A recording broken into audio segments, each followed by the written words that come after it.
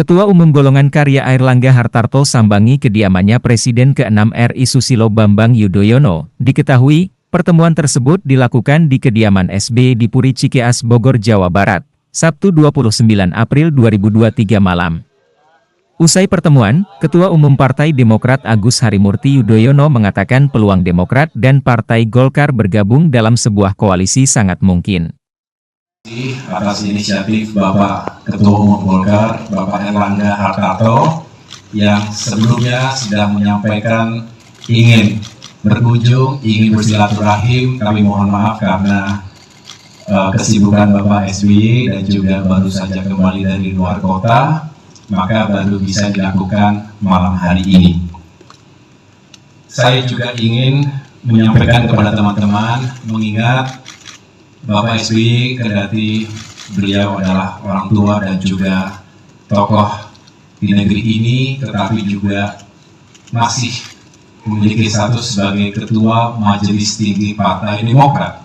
Dan Pak Airlangga ini adalah Ketua Umum Partai Golkar. Oleh karena itu tentu dengan semangat yang baik, Pak SBY akhirnya meminta saya untuk mendampingi beliau beserta dengan sejumlah pejabat di Dewan Pimpinan Pusat Demokrat. Oleh karena itu saya ingin menyampaikan bahwa tadi diskusinya berjalan dengan baik, walaupun tentu Pak SBY yang sudah mandi toratu setelah 3 tahun terakhir ini untuk day-to-day politics-nya sudah saya jalankan beserta generasi yang lebih muda lagi di Demokrat. Karena beliau tentunya saat ini sangat menikmati aktivitasnya sebagai pelukis. Jadi tadi Pak Airlangga, Pak Ludwig dan Pak Dito dan teman-teman lain bisa melihat juga lukisan-lukisan Pak SBY yang juga bisa dinikmati nanti di museum yang sedang dibangun di Pacitan. Tapi juga aktif sebagai pembina klub bola Lavani, alhamdulillah menjadi juara kembali Proliga 2 tahun berturut-turut, back to back 2022 dan 2023 tahun ini. Sehingga tadi beliau lebih pada gagasan-gagasan besar, karena bagaimanapun beliau terus terpanggil dan ingin terus menghadirkan pemikiran-pemikiran termasuk solusi-solusi yang baik untuk negeri kita.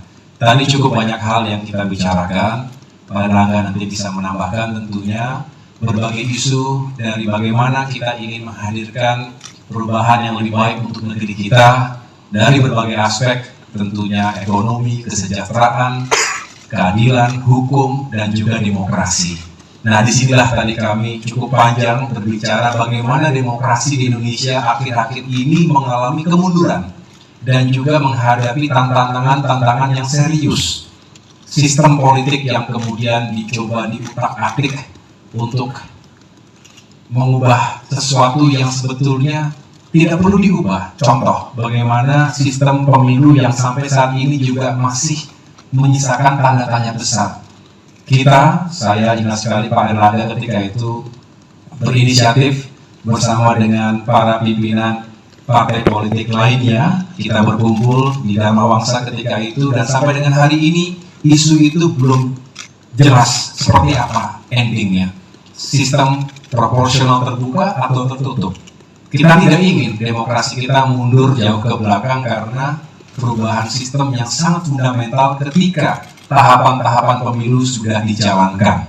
Ini sebetulnya keluar dari akal sehat kita. Dan marilah kita masih terus berusaha untuk mengawal agar jangan sampai terjadi perubahan yang tidak kita harapkan bersama ketika hak rakyat dirampas dari sistem demokrasi kita.